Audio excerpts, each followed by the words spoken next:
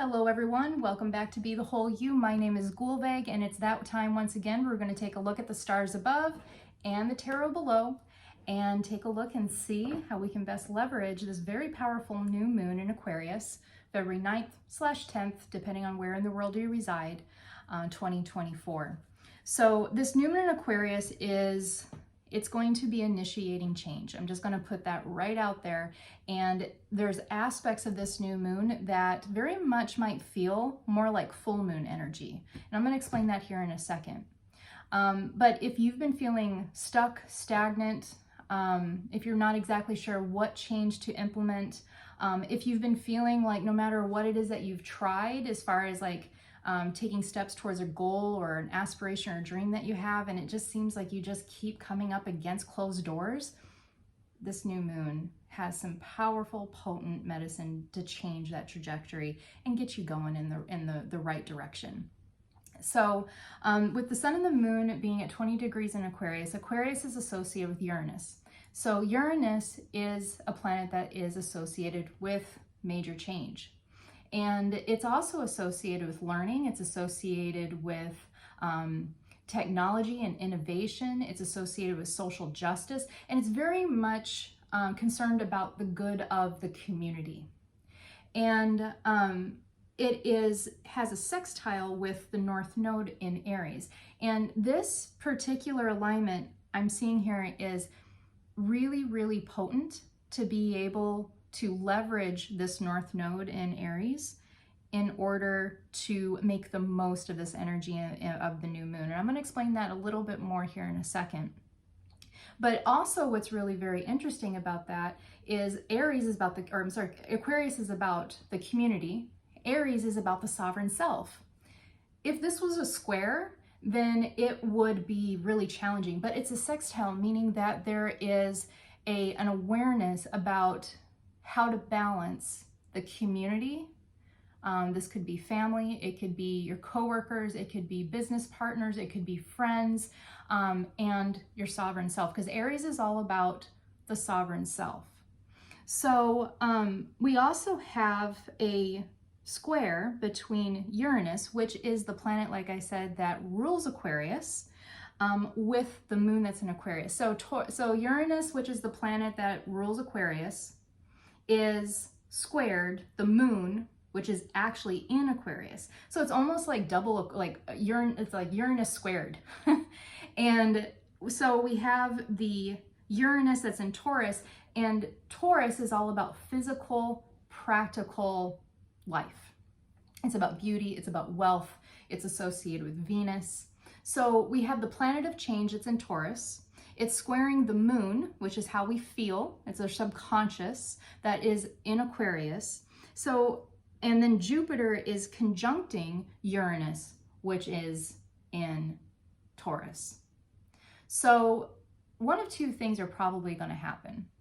Either there is going to be some sort of change, because Uranus is the planet of change and it's in Taurus. So meaning that there's going to be change within our physical life. This could be job related, it could be family, home, health, even our like self-care, it could be anything that affects the physical life. I think you have the idea. And so either there's going to be a change that's unexpected in our physical life that then creates a environment in which we respond to that with some sort of decisive action, or we initiate change by a particular decision that we make that then changes our life in very practical, real world ways. So this isn't as much about transformation on a spiritual level or a mental level. It's more about physical, practical change. And that's why I say that if you've been feeling stuck at all, this is energy that you can definitely lean into, because you're already looking for change. So if you have been waiting for the green light from the universe to know when the right time would be, this definitely could be it.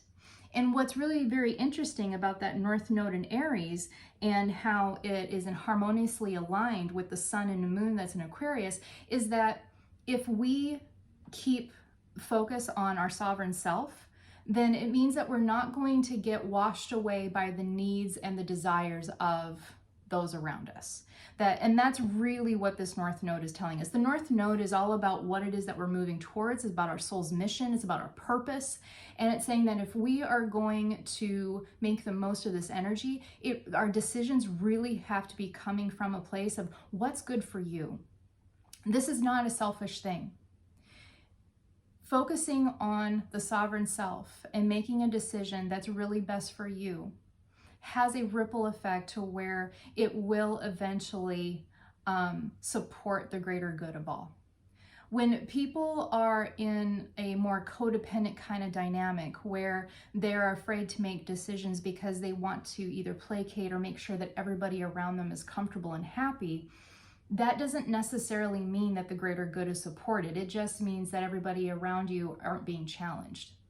And not being challenged sometimes can have later on a very detrimental effect. So if you're afraid of making a decision based on the responses of family or other loved ones or even professional affiliates, if you're afraid to make that decision based on what other people are going to think or feel, then that is a real big green light to pause and to check in and ask yourself, how do I actually feel about this? And if I were to make my decisions based on the opinions of other folks, would I be happy? Would I be fulfilled? Would I be at peace? And if the answer to any of those is a resounding no, then that's a real big clear sign as to what direction you should go. The other thing too about the moon here is that it's in opposition to the midheaven in Leo, which is also at 18 degrees. So it's interesting that the North Node in Aries and Leo, the midheaven in Leo, are both at 18 degrees. I find that very interesting numerologically, if that's how you say that. In numerology, 1 + 8 = 9, and 9 is the number of completion, and it's associated with the Hermit card in the tarot.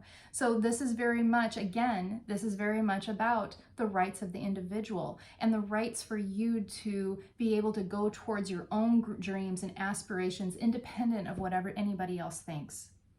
The hermit goes into his cave to gestate what it is that he needs and to meditate and to experiment and to contemplate. And then when he comes out of his cave, he leads through demonstration. He doesn't actually need a bunch of people following him in order to feel successful or like he's arrived. He just holds his lantern of knowledge and wisdom, and he just does his own thing, and then folks typically eventually will be like, oh, what's going on over there? This Leo midheaven, Leo is all about shining. It is very, very individualistic. It's often associated with public speakers and teachers and being seen and being noticed. And so this Leo midheaven it's like the hermit has come out of his cave, but Leo is asking him to speak up. He doesn't have to make a huge display of everything, but this change that's happening in your particular life, it probably is going to require that you speak up, that you be seen and be heard in some way. So there will be most likely some sort of communication that is going to need to happen in order to move ahead. It doesn't necessarily mean that you're going to need to get to rally people up and get them onto your cause, or even to, necessarily get validation or support, but that there will be a calling to let your desires, let your needs and your intentions be known. So it's it's not so much about being like covertly going towards your goals, but being transparent about it. Let's see here. One thing that I wrote down here is that the Aries energy is, the one thing about the Leo energy is that it can be scary to speak up. It can be, especially if we've been shot down a lot, if we have a fear of judgment, or if who it is that we're being called to speak to, we know aren't necessarily going to be happy about our decisions. That might be something that would be difficult, but the Aries and the North Node in Aries is giving us that additional little boost that we need in order to have enough courage to communicate any of like the rough spots that we need to communicate around. We also have a trine with the South Node in Libra. Again, as though we have not been already given the information through some of these other alignments that this is all about the sovereign self and less about being overly concerned about the desires and wishes of those that surround us. The South Node is about what it is that we're leaving behind, and it's about the lessons and the attributes that we've already mastered. So the South Node is saying that we are not relying on other people for this solution. We are not, we've already mastered diplomacy. Libra is all about diplomacy. And with Aries and Leo in the mix, it's definitely giving its blessing or permission that it's okay if you have to ruffle a few feathers. You might have to. That's okay. And if doing what's best for you means that certain relationships or certain types of support that might have been there in the past are going away, that's okay. There will be a safety net. There will be others that will come your way in the best timing possible in order to get the support that you need in the future. If you are needing other people to not validate, but if you're needing the assistance of others. So two things that I wanted to mention before we move on to the cards is that there's a mystic rectangle, and there's also a T-square. So again, this is such duality, because the mystic rectangle is major harmony, major support, and the T-square is like unresolved conflict that just kind of keeps looping. And really what it comes down to, just going to give you a disclaimer, is our choices. It's what comes to my mind is both the Two of Swords, which is being at a crossroads. It's a lady usually holding two swords, and the Strength card. And the Strength card is the woman who is sitting by the lion. It's associated with Leo, by the way. And she's petting this lion, and the lion represents our primal instincts, our instinctive nature. And so it really comes down to what decisions you make. Are you going to lean into faith, or are you going to lean into fear? Is the Strength card going to be reversed, where the primal instincts of fear take over and we allow that to veer us and to be the navigator? So it's like if you're driving your car and the passenger is your navigator, is it fear that's going to be in that seat, or is it going to be faith? And the way to know the difference, because sometimes it can be very difficult to know the difference between our intuition and our instincts, or I should say fear, because fear can sometimes be misunderstood as intuition. Does it feel, the information that you're getting, does it feel anxious? Does it feel like, or does it feel more like calm? Intuition whispers, but it will be persistent. It will whisper over and over and over again. So if we take the analogy of driving the car, intuition will be like, you need to turn left up here. Turn left. Turn left. Put on your blinker. Let's turn left. Fear is going to yell at you. Fear is that passenger is like, turn left now. So what does it feel like? Does it feel overly urgent? Does it feel rapid? Does it feel like sped up? Does your nervous system feel sped up? Or if you take a moment to pause and to breathe and to slow everything down, is the feeling more like a persistent invitation? Is it a demand or an invitation? That can be helpful in discerning whether or not the information that you're getting is coming from fear or is coming from something from faith. from something higher than ourselves. So the mystic rectangle is basically 2 trines and 2 sextiles.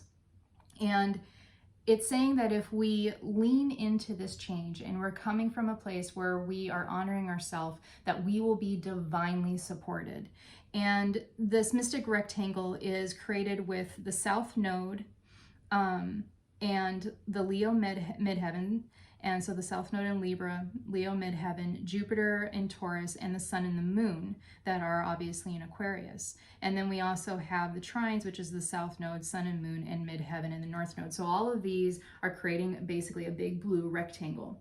And that big blue rectangle is saying that you're divinely supported in your decision, as long as your decision is coming from faith. Now, the T-square is basically letting us know, like, what is going to be the rub in this? What is the challenge? And that the T-square is made with the midheaven in Leo, Uranus in Taurus, and the Moon and the Sun in Aquarius. So the rub is going to come down to trusting yourself. Aries and this is why that Aries North Node is so important, because part of the sovereign self, one of probably the most important parts of the sovereign self, is trusting ourselves. So the thing that this T-square is saying that we're going to have to overcome is self-doubt and potentially the opposing opinions or perspectives of other people around us, or even external information on media or anything of that nature. So if we can overcome self-doubt, we'll be fine. One way or another, this new moon is pointing to a defining moment. There's going to be some important choices that we're going to make. And the thing that's coming to me right now is that it's possible that for some of us, the decisions may not seem all that big of a deal at first. And then we realize that those decisions might end up having a much bigger effect. And if I can just repeat myself one more time, it really comes down to trusting yourself and leaning into faith over fear. So let's take a look and see what the, I would like to have some additional guidance, please, on how best to leverage this new moon in Aquarius, February 9th and 10th, 2024, to help us overcome fear and come from a place of faith that honors ourselves. And for those of you who are watching this, I invite you to set the intention for yourself that whatever part of this reading resonates the most for you and is most pertinent to the situations or challenges that you are facing right now, that those pieces of the reading will just pop out.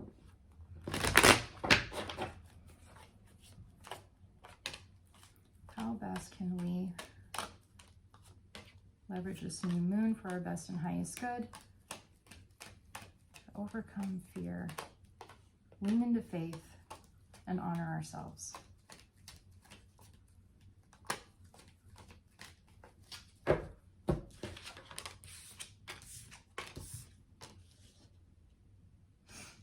Okay. So, we have the Prince of Wands reversed, which again is, this is very much about self-doubt. So because the Prince of Wands is about gusto, he's about charisma, he's fast action, and he's decisive. And like the T-square said, there's going to be this thing where it's going to be a bit of a rub. And this is coming from the Ten of Pentacles reversed. The Ten of Pentacles, when it's right side up, is about like a beneficial community. It's about generosity. Everybody's getting taken care of. Like it's happy and it's harmonious. But when it's reversed, it means that there's a lack of generosity. In this particular case, I think that it's more about judgment. So there is either one or more folks that we may find have less favorable or less optimistic points of view on what it is that our hearts desire, or the types of changes that we are contemplating making. So this isn't necessarily the best time to be going out and asking other people for advice. This is more an energy where it's going to be better to meditate, to contemplate. And if you do need some external perspective, find somebody who's completely not associated with the situation at all, completely unbiased, to be able to give some sort of reflection for you. And this self-doubt that is coming from one or more people in our lives, what it is, there's actually a blessing in this. The Seven of Cups reversed, this is one of the cards that when it's in reversed, I actually look at it as being more beneficial. When it's on its right side up, it means that we have so many options that it's almost overwhelming. But when it's reversed, it means that we are being invited to decide on one option, one trajectory, and ground it into reality. And so this overcoming of whatever pessimism, whatever haters or naysayers might be out there, whether or not we love these people, whether or not they're close or they are, almost absolute strangers, whoever they might be, overcoming that self-doubt is actually tempering us to be able to take this desire and really go the long haul with it. When we can overcome the self-doubt at the beginning, it means that once we gain a little bit of momentum, if somebody starts like throwing stones, then they're just going to bounce off. We've already tempered ourselves and created enough internal validation and self-confidence from what we know is true that we aren't going to be as shaken by anything that might happen down the road that might be challenging, or anyone else who might not be so helpful. And then we also have this card that I feel like is a real reassurance that although right now you're being asked to kind of go it alone, so to speak, that it doesn't mean that your entire journey is destined to be lonely. We have the Three of Pentacles. And what I see here is that for us individually who are watching this reading, this guy here, he's you. He's you. But this guy here, he's laying out the blueprint and communicating it to these other two builders here. The Three of Pentacles is about a project or some sort of group activity where everybody's staying in their lane, and when it's right side up, it's a harmonious thing and they can build something that's greater than any one of them could build by themselves. But the guy who's giving the directions here, he probably needed to spend some time by himself to get clear on the blueprint that he can show his other collaborators. So keep in mind that, yeah, we've been talking about how Aries is really exerting its force with the North Node and how it is helping us to find that discernment between what it is that we need and what it is that other people want from us. And in this case, it's saying that this time alone is very much, again, like the hermit kind of energy where we're being asked to spend some time alone to gain clarity, to create plans, to create strategy. And then once we're clear, then we're going to be able to communicate that to other people that will be supportive and will be helpful in the future. We're going to be able to communicate that so much more clear. So even if right now it feels like the process is like all on you, it doesn't necessarily mean that the process is always destined to be a lonely venture. Then we have the Lover's card, reversed. So this is about secrets, and it's also about, in some cases, I think it's very much about miscommunication. And I would like just to get a little bit more information, please, on the Lover's card reverse. Like, can we get a little bit of clarity on more specifically, what is this card talking about? Okay, so we have the Temperance card reversed. So again, secrets, lies, half-truths, which is the Lover's card, would be created by our own emotional imbalance, if you will. So there may be a temptation to communicate in such a way to other folks that insinuates that we're kind of skirting around the details, that we're not being completely forthright. There's that hesitancy, like we talked about with the Leo midheaven, that we might get a little nervous about. Once we have created the blueprint, we have that clarity on what it is that we want, there may still be hesitancy to communicate it because not everybody might be happy to hear it. So then we might just kind of gloss over some of the details. We might not be as forthright as would be helpful. And that's coming from fear.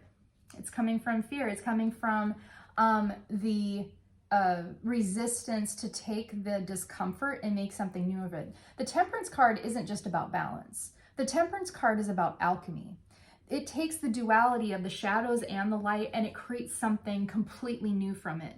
So be bold, be brave.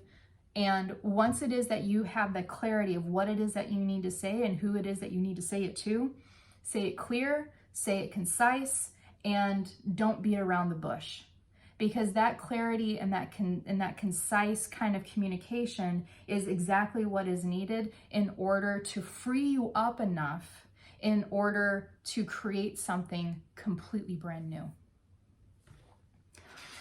Woo! It's a good one, folks. Like, you know, it doesn't necessarily feel very easy, but in my own system and in my own body, I'm feeling very excited about this. So I you know, being at the crossroads can be a little anxiety provoking, but once you've made the decision, like, there's a whole new journey ahead. So there's a lot of possibility that's opening up with this new moon. So if you're needing a personalized reading, or if you are needing some assistance in order to overcome some self-sabotage or patterns that keep coming up, inner child healing, if you're just needing to invite more joy in your life, check out the link below and book an appointment. All right, guys, thank you so much. Have a wonderful rest of your couple weeks, and I'll see you in a couple weeks when we're going to take a look at the next full moon. Bye-bye.